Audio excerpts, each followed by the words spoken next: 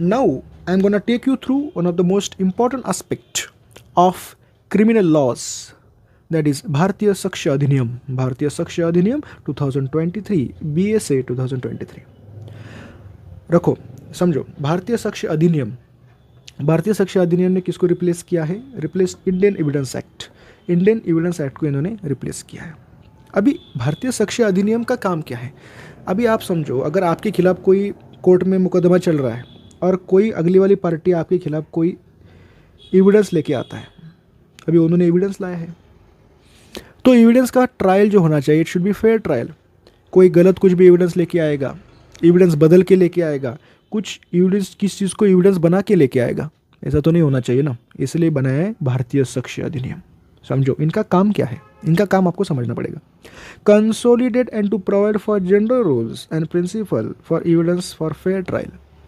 तो जो एविडेंस है, एविडेंस जो आपके खिलाफ कोई लेके आया है या फिर आप किसी के खिलाफ लेके आए हो, उसका कोर्ट में जो ट्रायल होगा, जज के सामने उसका ट्रायल होगा, it should be fair trial, fair होना चाहिए। इसके लिए कुछ कायदे कानून बनाए गए हैं जो किसके अंडर आते हैं? दे कम्स अंडर भारतीय साक्ष्य अधिनियम, भारतीय साक्ष्य अधिनियम। याद रखना, भारत देश में जितने भी जुडिशियल प्रोसीडिंग्स होते हैं कोर्ट में या फिर जितने भी कोर्ट मार्शल होते हैं, उन सब में BSA एप्लीकेबल है। भारतीय साक्ष्य अधिनियम के सारे rules are applicable to judicial proceeding in और before any court, also include court martial, court martial. याद रखना। फिर मैंने आपको बता दिया कि अप्लाई कहाँ पे होते हैं BSA के रूल्स, तो कहाँ पे नहीं होते हैं, ये भी आपको समझना पड़ेगा। बिकॉज कोर्ट में एविडेंस का fair trial it is very very necessary. अगर कोई कुछ भी एविडेंस बना के लेके आएगा तो ऐसा चलेगा नहीं। आपने कोर्ट रूम ड्रामा बहुत सारे देखे होंगे। उस कोर्ट रूम ड्रामा में क्या कहा जाता है कि इस एविडेंस के बारे में हमको पहले बताया नहीं गया है, या फिर इसका फेयर ट्रायल नहीं हो सकता, जो या फिर किसी ने गलत एविडेंस ला दिया, तो ये नहीं हो, ये नहीं हो, इसीलिए भारतीय साक्ष्य अधिनियम बनाया गया। अभी आप समझो, नॉट अप्लाई टू, भारतीय साक्ष्य अधिनियम के जितने भी रूल्स है कहाँ पे अप्लाई नहीं करेंगे। This are not going to apply to affidavit presented to court. Court को जितने भी आप एफिडेविट प्रेजेंट करते हो उस पर ये नहीं लगते हैं।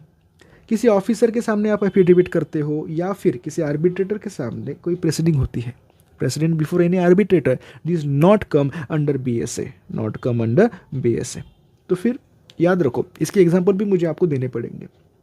तो एग्जाम्पल समझो, BSA deals with collection and interpretation of evidences plus evidence produce before the court. Evidence का कलेक्शन कैसा होना चाहिए, इंटरप्रिटेशन कैसा होना चाहिए, ये किसके अंडर आता है? BSA के under, first of all. Second, evidence produce before the court, court के सामने जितने भी आप एविडेंस प्रोड्यूस करेंगे कम्स अंडर BSA। याद रखना, इसका एग्जांपल है, कुछ केसेस में क्या होगा, अगर किसी ने अल्कोहल लेके कोई रैश ड्राइविंग किया है, रैश ड्राइविंग किया है, अल्कोहल उसके बॉडी में है, और उसका अगर ब्लड सैंपल लिया जाएगा for knowing the content of alcohol in the blood, और उस ब्लड आप अगर उस ब्लड रिपोर्ट को ही चेंज करेंगे या फिर आप वो ब्लड सैंपल को ही चेंज करेंगे, तो आपने किसी रूल को तोड़ा है, तो उसके हिसाब से आपको पनिशमेंट मिलेगी।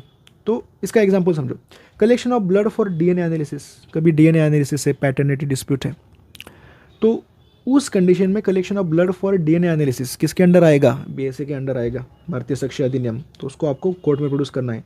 सबमिशन ऑफ एलिग्ड वेपन, आप वेपन रिपोर्ट करते हैं, समझो आपने किया होगा, तो ये जो वेपन रिपोर्ट आपके पेपर में आता है, weapon report comes under what? BSA, produce under court. Submission of alleged weapon produce in court.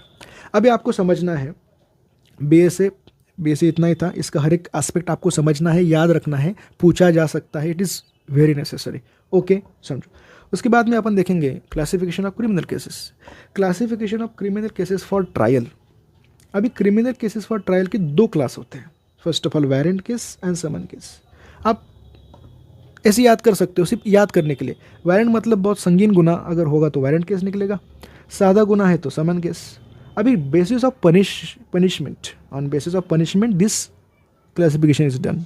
Warrant case मतलब ऐसा गुना, ऐसा ऑफेंस जिसमें the punishment can be imprisonment for whole life, imprisonment for whole life, या फिर imprisonment for term exceeding 2 years, 2 साल से ज़्यादा की अगर सज़ा होगी, 2 साल से ज़्यादा की अगर सज़ा हो रही है तो it is a warrant case, comes under section 201 सब मतलब 2 subsection 1 subsection Z of BNSS, भारतीय नागरिक सुरक्षा संहिता 21Z।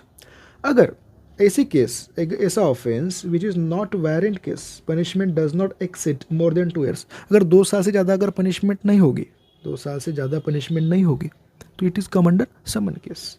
Section 21X of BNSS, 21X of BNSS याद रखना। अभी दोनों 21Z 21X, तो ये जो यक्स है, यक्स कैसा दिखता है? क्रॉस मतलब कैंसल, क्रॉस मतलब कैंसल। तो इसमें कैंसल मतलब नहीं, समझोगे आप? नहीं। तो नहीं मतलब क्या?